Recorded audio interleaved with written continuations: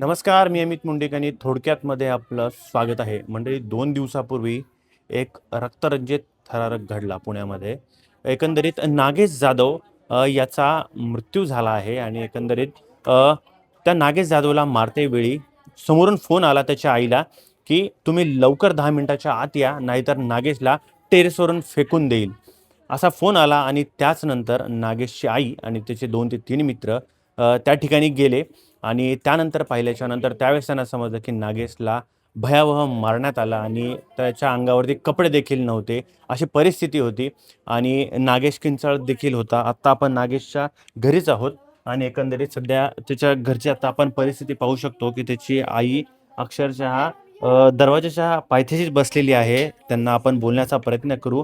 त्यांचा अक्षरशः कंठ देखील दाटलेला आहे. त्यांची मावशी, त्यांचा परिवार सध्या आपण इथे पाहतोय. नागेशचा हा फोटोसुद्धा आपल्याला तिथे पाहायला मिळतोय आणि एकंदरीतच आता त्यांच्या परिवाराशी नेमकी त्यांची मागणी काय, नेमका काय तो रक्तरंजित थरार झाला होता, याचा आपण प्रयत्न करू. ताई, तुम्हाला बोलता येईल का? नेमकं काय झालं होतं, काय नाही? बोलताच येत नाही बाबा. ते नरडा तो काय. अच्छा. तर अगदीच ती नागेशची आई आहेत. त्यांना त्या दिवशीपासून त्यांचा अगदी कंठ देखील दाटून आलेला आहे आणि त्यांना बोलता सुद्धा येत नाही. नागेशची बहीण आपल्यासोबत आहे. ताई, काय सांगाल एकंदरीत काय प्रकार त्या दिवशी घडला होता? त्या प्रकार म्हणजे त्या दिवशी त्याला मेसेज करून त्याला बोलवून घेतलं, फसवून बोलवून घेतलेलं होतं. तिथं असं बी नाही की तो स्वतःहून गेलाय की काय की असं की जर प्रेम प्रकार आहे, पण तो स्वतःहून पण गेलेला पण नाही की त्याची चूक पण नसताना हे लोक बोलवून घेऊन त्याला चांगलं बोलून बोलवलं आणि नंतर त्याचं मारहाण केलेलं आहे. अच्छा. आणि ताई, एकंदरीत किती लोकं होते मारते वेळी, काय सांगाल त्याबद्दल? 10-15 लोक होते, भरपूर तर होतेच तिथे, कारण बायका बी तेवढेच आहेत, जेंट्स पण तेवढेच आहेत आणि तो एकटा आहे तिथे. एवढे सगळेजणी मारलेले त्याला. ताई, तुम्ही एक आरोप देखील केला की अक्षरशः पोलिसांच्या समोर देखील नागेशला मारण्यात आलं.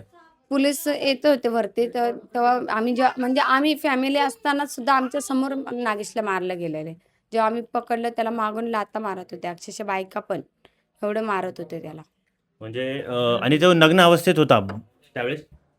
त्यावेळेस पण मारतच होते ते लोक. अच्छा. हां, मारतच होते. कारण आम्हाला बोलून सुद्धा देत नव्हता आणि नागेची अवस्था एवढी बेकार होती. त्याला बघून आम्ही त्यांना काहीच बोलत नव्हतो, की आम्हाला जेवढं लवकर देता येईल तेवढं लवकर आम्ही दवाखान्यात. पण ते लोकं लवकर दिले सुद्धा नाही. तिथे सुद्धा अर्धा पाऊण तास आमचा घालवला. म्हणून आम्हाला दवाखान्यात सुद्धा न्यायला लेट झाला तिकडे. अच्छा. तर अगदी आपल्यासोबत आता नागेशचे काही मित्र देखील आहेत आणि त्यांचे भाऊ पण आहेत. तर त्यांच्याशी पण आपण एकंदरीत जाणून घेऊया, की काय प्रकार घडला होता. कारण त्यावेळेस ते लोकं पण तिथे त्या टाईमला होते. दादा, काय सांगाल एकंदरीत त्या दिवशी नेमका काय प्रकार घडला होता? तुम्ही पण त्या ठिकाणी पोहोचला होतात. आम्हाला संध्याकाळी 8:30 वाजता फोन आला, की नागेशला अशी मारहाण झाली. त्याच्या आईला आलता, की तुम्ही या लवकर, नाहीतर आम्ही त्याला टेरेसवरनं फेकून देतो. असं त्याच्या आईला फोन आला. आम्ही सगळे घाबरून तिकडं पोहोचलो. तिथं पोहोचल्यावर टेरेसवर त्याला मारहाण करत होते. त्याच्या अंगावर काहीच कपडे नव्हते. तो निवस्त्र होता. ते काहीच नव्हते कपडे.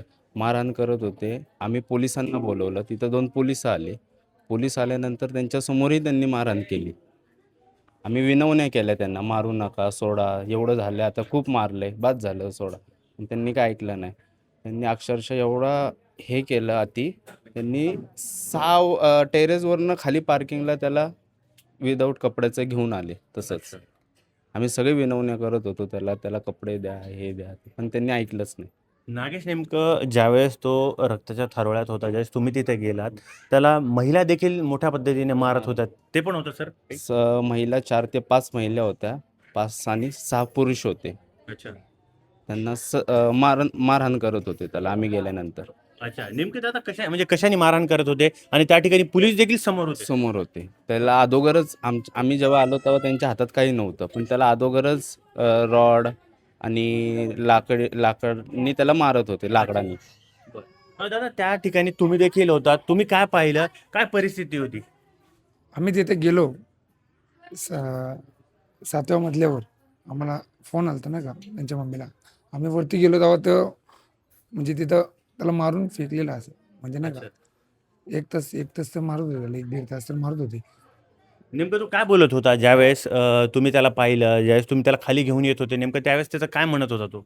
तो नाही फक्त मला चला घेऊन चला म्हणत होता. चला पाणी पाजा, पाणी पाजा. त्याला शेवटपर्यंत पाणीच भेटलं नाही. पाणी अच्छा. हां. बरं, एकंदरीत आता तुम्ही त्याचे मित्र आहात. तुमच्याकडे काही त्यांनी कधी म्हणजे उलगडा केला होता का, की त्याची कोणी मैत्रीण आहे, कोणी प्रेयसी आहे, काय बाबत त्याबाबत? नाही तसं काही आम्हाला काही बोललंच नाही तसं काय. तसं काय असलं तर आम्हाला बोलला असता. पण तसं काही त्यांनी बोललंच नाही. अच्छा. दादा, आता आपली नेमकी काय मागणी असणार आहे? आमची मागणी एवढीच आहे, आमच्या भावाला न्याय भेटला पाहिजे आणि जे आरोपी आहेत त्यांना कठोरातली कठोर शिक्षा व्हावी हीच आमची अपेक्षा आहे. आणि काही आता 2 दिवस झाले आमच्याकडे न्यूज चॅनलवाले येतात, ते मीडियावाले येतात, ते आमच्याकडनं विचारून घेतात, सगळं घेतात, बाईट वगैरे आमची सगळी विचारपूस करतात. पण तिकडे गेल्यावर त्यांच्या सोशल मीडिया किंवा चॅनलला वेगळीच बातमी देतात. ते नका करू ही आमची हात जोडून विनंती आहे. तर अगदीच आपण नागेशच्या घरी होतो. त्याची आई, त्याची मावशी, बहीण आणि त्याचे मित्र देखील आपल्यासोबत होते. त्यांनी बातचीत केली आणि नेमका काय थरार घडला होता तो देखील आपल्याला संपूर्णपणे सांगण्यात आलेला आहे. आणि आमची मागणी आहे की एकंदरीत जे काही आरोपी आहेत त्यांना देखील कठोर शासन देखील झालं पाहिजे, अशी घरच्यांच्या वतीने आणि मित्रांच्या वतीने त्यांनी मागणी केलेली आहे.